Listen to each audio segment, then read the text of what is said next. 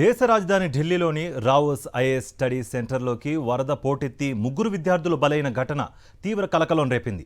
ఈ ఘటన నేపథ్యంలో ఓల్డ్ రాజేందర్ నగర్ ప్రాంతంలో నిబంధనలు ఉల్లంఘించి బేస్మెంట్ ఏరియాను ఉపయోగిస్తున్న 13 కోచింగ్ సెంటర్లపై మున్సిపల్ కార్పొరేషన్ ఆఫ్ ఢిల్లీ చర్యలు చేపట్టింది. ఈ మేరకు 13 కోచింగ్ సెంటర్లను అధికారులు సీజ్ చేశారు. ఈ ఘటనపై లోక్సభలో చర్చ జరపాలని వాయిదా తీర్మానానికి నోటీసులు ఇచ్చారు కాంగ్రెస్ ఎంపీ మాణిక్యం ఠాకూర్. ఇదే అంశానికి సంబంధించి మరింత సమాచారం మా ఢిల్లీ ప్రతినిధి వెంకటేష్ అందిస్తారు. వెంకటేష్,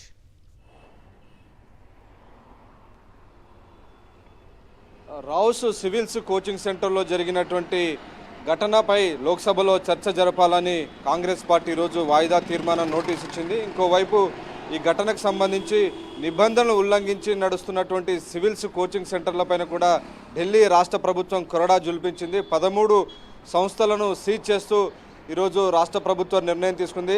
నిజానికి రావుస్ ఐఏఎస్ స్టడీ సర్కిల్లో కూడా బేస్మెంట్లో స్టోర్ రూమ్ అలాగే పార్కింగ్ కోసమని ఎన్ఓసిలో చూపించారు. కానీ దానికి విరుద్ధంగా అక్కడ లైబ్రరీని నడిపారు. సో వరద వచ్చినటువంటి సమయంలో ఆ లైబ్రరీలో దాదాపు 30 నుంచి 40 మంది విద్యార్థులు ఉన్నారు.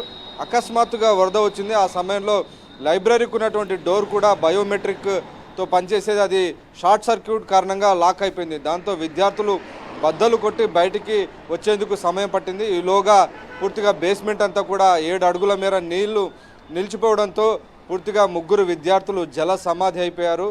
ఐఏఎస్ అవ్వాలనేటువంటి కళతో ఢిల్లీకి వచ్చినటువంటి ఆ విద్యార్థుల కళ జల సమాధిలో మునిగిపోయినటువంటి పరిస్థితి. దీనిపై తల్లిదండ్రులందరూ కూడా కన్నీరు మున్నీరుగా విలపిస్తున్నటువంటి పరిస్థితి. ఇటు ఢిల్లీలో ఈ రకమైనటువంటి ఇన్ఫ్రాస్ట్రక్చర్లో పెద్ద ఎత్తున గందరగోళం, అలాగే అవినీతి రుచిమరిగినటువంటి అధికారులు నిర్లక్ష్యం కారణంగానే ఇంత పెద్ద ఘటన జరిగిందనేది ప్రధానంగా వినిపిస్తున్నటువంటి వాదన. ఒకవైపు వర్షాకాలంలో పూర్తిగా ఈ డ్రైనేజ్ కాలువలంతా ఎప్పటికప్పుడు క్లీన్ చేయాల్సి ఉండగా ఆ మున్సిపల్ యంత్రాంగం, రాష్ట్ర ప్రభుత్వం దాన్ని పట్టించుకోని కారణంగా వరద నీరు డ్రైన్లోకి వెళ్లాల్సింది బదులు రోడ్లపైనే నిలిచి అక్కడి నుంచి నేరుగా ఐఏఎస్ స్టడీ సర్కిల్ బేస్మెంట్లోకి వెళ్ళిపోయింది. సో దాని కారణంగానే ముగ్గురు విద్యార్థులు జల సమాధి అయి ప్రాణాలు కోల్పోవాల్సినటువంటి ఒక దురదృష్టకర పరిస్థితి నెలకొంది.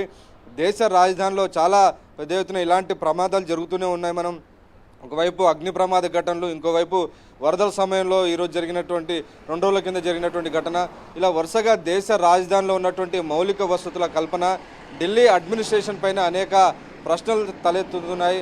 నిబంధనలు పాటించకుండా భవనాలను నిర్మిస్తున్నా కానీ వాటిని పట్టించుకోకుండా అధికారులు చూసి చూడనట్లు వదిలేస్తున్నారు. అవినీతి మత్తులో మునిగినటువంటి అధికార యంత్రాంగం, పట్టించుకొని పాలకులు ఒకరిపైన ఒకరు బ్లేమ్ గేమ్ చేసుకుంటున్నారు. ఒకవైపు ఆమ్ ఆద్మీ పార్టీ నేతృత్వంలో రాష్ట్ర ప్రభుత్వం ఉంది, ఢిల్లీ పోలీసులు బీజేపీ చేతులు ఉన్నారు. సో మీరంటే మీరు బాధ్యులంటూ ఒకరిపైన ఒకరు స్లగ్ ఫెస్ట్ చేస్తున్నారు, బురద జల్లుకుంటున్నటువంటి పరిస్థితి. సో ఈ అధికారులు, పాలకులు ఇలా ఒకరిపైన ఒకరు ఆరోపణలు చేసుకుంటూనే కాలం గడుపుతుంటే అమాయకులైనటువంటి విద్యార్థుల ప్రాణాలు మాత్రం గాల్లో కలిసిపోతున్నటువంటి ఒక దురదృష్టకర పరిస్థితి దేశ రాజధాని ఢిల్లీలో నెలకొని ఉంది. రైట్ వెంకటేష్.